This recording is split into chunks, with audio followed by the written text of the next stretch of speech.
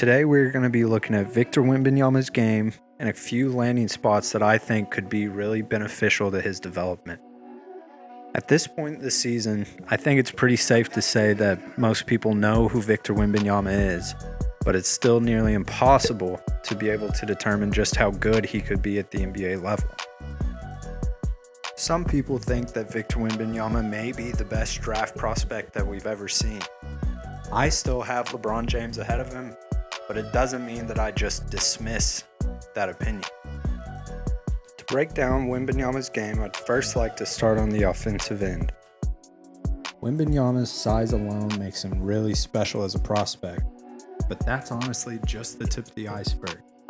He has guard skills, and for a player at his size, it's not just rare, it's unheard of. We've seen him been able to dominate on the inside the past few years ever since he first came onto the scene. But this season, he's really put his game together with jump shooting, attacking off the dribble, being a roll man in pick and roll sets. Really everything you could imagine a 7'5" wing to do, he does. He loves being able to attack bigs off the dribble from the outside. But if he has a mismatch with a shorter player, which being 7'3" at least, is the big majority of the time he's on the court, he likes to attack out the mid post, high post, low post. Anywhere on the inside is just a step away for him.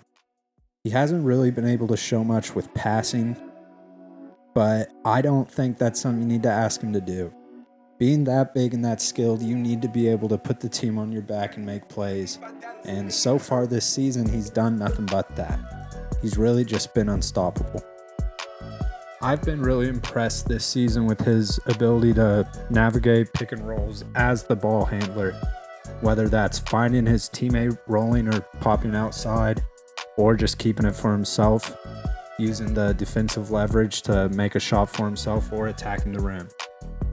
I have complete faith in his shooting, whether that's catch and shoot or pull-ups, as he continues to show this throughout the season. And I really don't think his shot's going to take a step back whenever he makes it to the NBA level. Adding weight and strength will definitely help his game once he makes it to the NBA, but I really don't think that it's too much of a concern for him going forward, just due to his skill and his willingness to attack from the outside and force almost every defensive big man into a mismatch when he brings them out.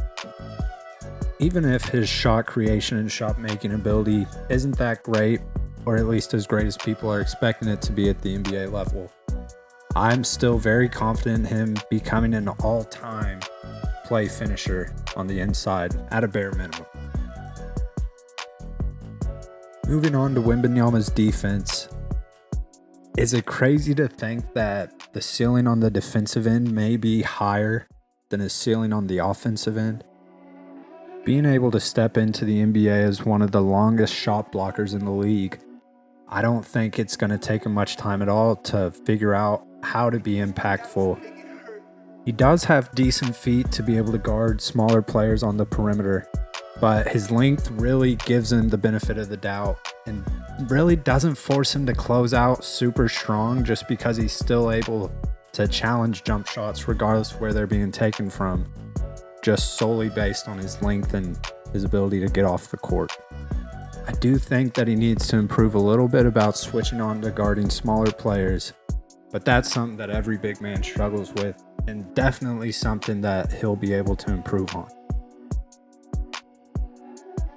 For Victor Wembanyama's best case scenario, as I've hinted at, I think he could be an all-time talent. Multiple All-NBA selections, multiple All-Defensive Team selections, maybe an MVP here and there along with a few Defensive Player of the Year awards. I just think that his entire body of work is undeniable, and if he's able to stay healthy, I think he could be the most unique basketball player we've ever seen. For his worst case scenario, I see him being a multiple-time All-Star, but mainly just a really impactful role player, a lot like the career of Kristaps Porzingis. For Wembanyama's best fits at the moment, the first team I'd like to talk about is the Detroit Pistons. I think he has the ability to make an unstoppable two-man game with both Cade Cunningham and Jaden Ivey. I also love the bigs that they have at the moment, whether they playing with Jalen Duren or Isaiah Stewart. I think that their physicality and strength on the inside could really help him develop his shot blocking and just overall interior defense. The second team is the Houston Rockets. I think that the good young guard talent that they have really helps him with the floor spacing, which allows him to either find open spots on the inside or be able to attack from the outside. The third team for his best fit, I think, is the San Antonio Spurs. Heading into the first post-Pop era in San Antonio Spurs history, I think Wembanyama would be a great starting piece for this organization. They have good young talent on the team already, such as Devin Vassell, Keldon Johnson, and Jeremy Sohan. But they still need that alpha top dog scorer to help push them to where they want to be, and I really think Wembanyama could be that guy. This wraps up our breakdown for Victor Wembanyama. If you enjoyed this video, be sure to like, comment, and subscribe. Till next time, I'm Jace. Thanks for watching Plus Basketball.